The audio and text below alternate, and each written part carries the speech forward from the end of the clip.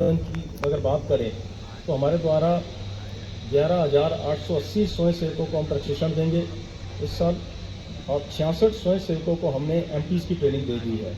इसके अलावा हमारे इसी प्रकार से बहुत लंबे समय से जो पेंडिंग एक इशू था रिक्रूटमेंट रूल्स, वो भी हमारे लगभग तैयार हो चुके हैं और राज्य सरकार के स्तर पर अभी जो है अनुमति के लिए हमने प्रस्तावित कर दिए हैं। एसीएस साहब के मार्गदर्शन और दिशा निर्देश अनुसार हम डीक्यूआरटी के सदस्यों की संख्या में भी इजाफा करने के लिए हमने प्रस्ताव जो है राज्य सरकार को भेज दिया है, जो कि राज्य सरकार के पास विचाराधीन है। उसमें भी बहुत शीघ्र हमें अनुमति मिलेगी। दौलतपुरा की जो जमीन है उसमें भी हमारा सीडीटीआई का निर्माण बहुत जल्द शुरू होने वाला है और पहली किस्त के रूप में हमें 10 करोड़ की राशि जो है स्वीकृत हो चुकी है। निदेशालय भवन जो है हमारा, ये जो आप देख रहे हैं, इसके लिए भी हमारे पास 1 करोड़ की राशि आवंटित हो गई है। बहुत जल्द फिजिबिलिटी रिपोर्ट आने पर हमारी निर्माण की कार्रवाई हम शुरू कर देंगे। वीडियो को लाइक करें, हमारे चैनल को सब्सक्राइब करें और बेल आइकन जरूर दबाएं। उनमें से मैं राष्ट्रपति महोदय का संदेश जो है और एक राज्यपाल महोदय का जो राज्य सरकार से संदेश प्राप्त हुआ, पढ़ के आपके सामने रख रहा हूँ। राष्ट्रपति महोदय का संदेश इस तरीके से प्राप्त हुआ है। I am happy to know that all India civil defence and home guards day is being celebrated on 6 December 2025। All India को आपदा प्रबंधन एवं सहायता विभाग के अधीन कर दिया था। इसी संदर्भ में संगठन द्वारा राज्य में प्राकृतिक एवं मानव जनित आपदाओं, विशेष रूप से कोरोना महामारी एवं ऑपरेशन सिंदूर के दौरान अपना अद्वितीय सहयोग दिया गया है। मैं इसकी सराहना करता हूं। नागरिक सुरक्षा संगठन के स्थापना दिवस पर मैं इससे जुड़े सभी अधिकारियों, कर्मचारियों, स्वयंसेवकों तथा उनके परिवारों में के उज्जवल भविष्य की कामना करता हूं।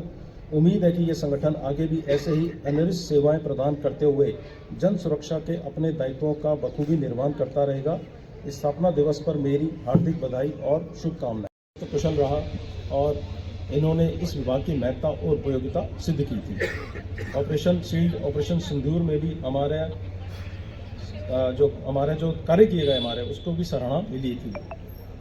अब मैं आपके सामने बताना चाहूँगा कि हमारा जो विभाग में विभागीय जो क्षमता संवर्धन की अगर बात करें तो हमारे द्वारा 11,880 स्वयंसेवकों को हम प्रशिक्षण देंगे इस साल और 66 स्वयंसेवकों को हमने एमपीज़ की ट्रेनिंग दे दी है। इसके अलावा हमारे संपूर्ण राजस्थान में हॉटलाइन सक्रिय की जा चुकी है। सायरन्स की स्थापना अभी प्रगतिरत है। इसके अलावा 8 नए जिलों में भी नागरिक सुरक्षा कार्यालय स्थापित करने की कार्रवाई प्रक्रियाधीन है। राज्य स्तरीय प्रशिक्षण में भी लगभग 420 स्वयंसेवकों को प्रशिक्षण हमने प्रोवाइड कर दिया है। इसी प्रकार से बहुत लंबे समय से जो पेंडिंग एक इशू था रिक्रूटमेंट रूल्स, वो भी हमारे लगभग तैयार हो चुके हैं और राज्य सरकार के स्तर पर अभी जो है अनुमति के लिए हमने प्रस्तावित कर दिए हैं।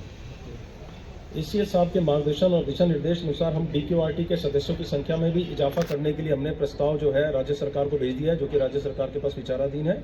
उसमें भी बहुत शीघ्र हमें अनुमति मिलेगी। इसके अलावा एसीएस साहब के निर्देश थे कि हम बोरवेल का प्रशिक्षण शुरू करें।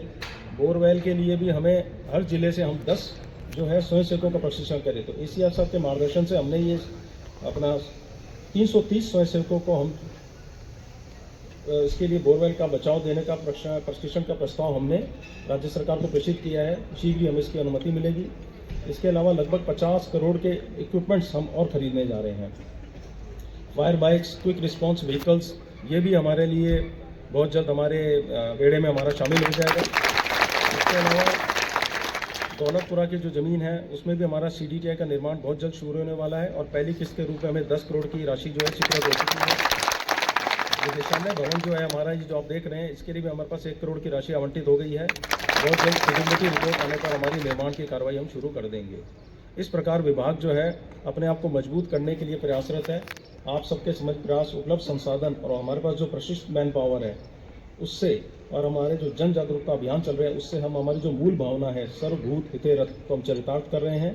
63वें स्थापना दिवस के अवसर पर मैं आप समस्त अधिकारीगण, कर्मचारीगण, स्वयंसेवकों को उन्हें शुभकामनाएं देता हूँ। धन्यवाद।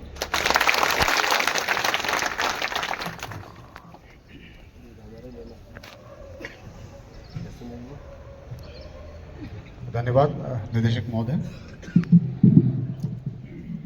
एक अर्थपूर्ण समाचार, एक अर्थपूर्ण वक्तव्य, विभाग की गतिविधियों के बारे में पूरी तरीके से अवगत करते हुए, और मैं आमंत्रित करना चाहूँगा